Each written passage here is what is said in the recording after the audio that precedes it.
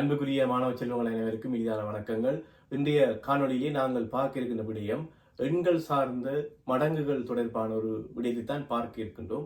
அந்த வகையிலே தரப்பட்ட வினாவை நன்றாக கவனித்துக் கொள்ளுங்கள். 1 தொடக்கம் 20 வரையான எண்களில் 2ஆலும் 4ஆலும் மீதியின்றி வகுபடக்கூடிய எண்கள் எத்தனை உள்ளன? நான் இதில் தரப்பட்ட வினாக்களிலே இருக்கக்கூடிய முக்கியமான விடயங்களை மாத்திரம் இங்கு குறித்து வைத்திருக்கின்றேன்.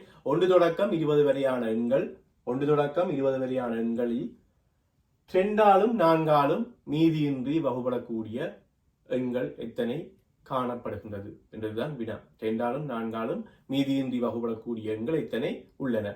எனவே இந்த இடத்திலே 2 விடயத்தை நாங்கள் கவனத்தில் கொள்ள வேண்டும். 1 தொடக்கம் 20 வரையான எண்கள். அப்ப இங்கு குறிப்பிடப்பட்டிருக்கின்ற விடயம் 1லிருந்து 20 வரையான எண்கள். 1லிருந்து 20 வரையான எண்களை நீங்கள் பயன்படுத்தலாம். அந்த எண்களுக்குள் 1லிருந்து 20 வரையான எண்களில் 2ஆலும் 4ஆலும் மீதியின்றி வகுபடக்கூடிய எண்கள் எத்தனை உள்ளன? 2ஆலும் 4 இந்த 2 எண்களாலுமே மீதியின்றி வகுபடக்கூடிய எண்கள் எத்தனை உள்ளன என்பதுதான் வினா. நன்றாக கவனித்துக் கொள்ளுங்கள். இதே வகையில் இதே விடயம் தொடர்பாக 3 விதமான வினாக்கள், 3 விதமான மடங்கு தொடர்பான வினாக்கள் உள்ளன. அதிலே இலகுவான முதலாவது வடிவத்தை தான் நான் இதில் தெளிவுபடுத்துகின்றேன். அடுத்தடுத்து வரக்கூடிய காணொளிகளில் 2வது வடிவம் 3வது வடிவம் தொடர்பாக உங்களுக்கு தெளிவுபடுத்துவேன். எனவே முதலாவது இந்த விடயத்தை நன்றாக கவனித்துக் கொள்ளுங்கள்.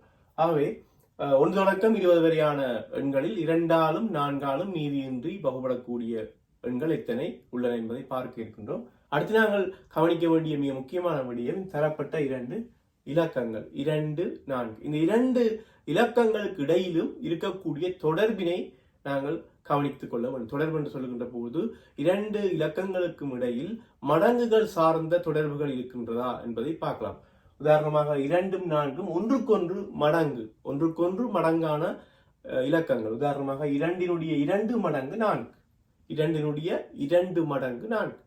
உதாரணமாக 3, 6 என்று வருகின்ற போது 3னுடைய 2 மடங்கு 6, அல்லது 3, 9 என்று தரப்படுகின்ற போது 3னுடைய 3 மடங்கு 9, அல்லது 2, 8 என்று தரப்பட்டிருந்தால் 2னுடைய 4 மடங்கு 8.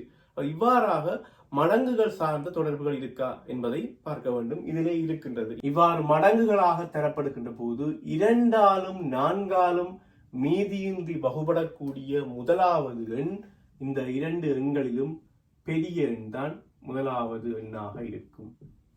இந்த 2 எண்களிலும் பெரிய, உதாரணமாக 2, 4 தான் இங்கே தரப்பட்டிருக்கின்றது.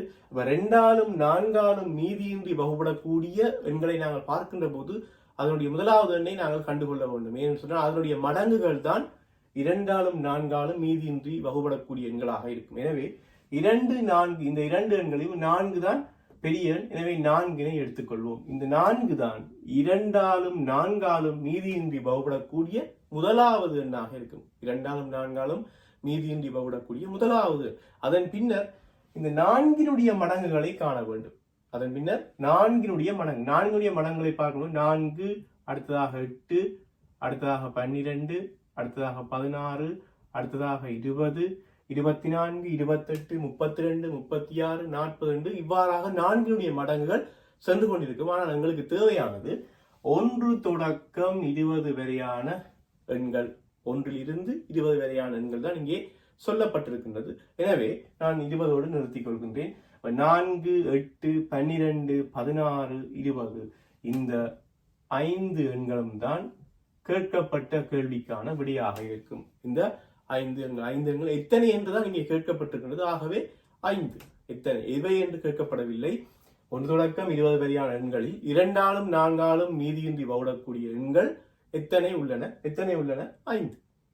எனவே இந்த இடத்திலே நாங்கள் இன்னொரு விடயத்தை நன்றாக கவனித்துக் கொள்ள வேண்டும். இந்த இடத்திலே வினாவானது 1 தொடக்கம் 20 வரையான என்று சொல்லப்படாமல் 1க்கும் 20க்கும் இடையிலான என்ற சொற்பதம் பயன்படுத்தப்பட்டிருந்தால் 1க்கும் 20க்கும் இடையிலான என்ற சொற்பதம் பயன்படுத்தப்பட்டிருந்தால் இந்த இடத்திலே 20ம் விடையாக வர முடியாது. ஏன்னு சொன்னால் 1க்கும் 20க்கும் இடையிலான எண்கள் என்று சொல்கின்ற போது 2லிருந்து 19 வரையான எண்கள் தான் அதற்குள் உள்ளடங்க.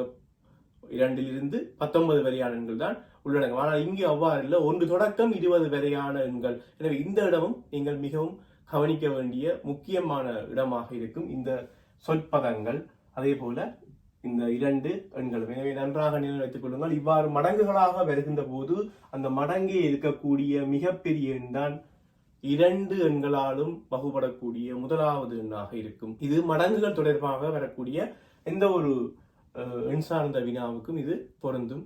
எனவே இந்த வினாவில் நீங்கள் தொடர்ச்சியாக பயிற்சி செய்து பார்க்கலாம். தொடர்ச்சியாக பயிற்சி செய்கின்ற போதுதான் கூடுதலான வேகத்தினை, நுண்ணறிவு சார்ந்த விடயங்களிலே கூடுதலான வேகத்தினை உங்களால் பெற்றுக்கொள்ளக்கூடியதாக இருக்கும்.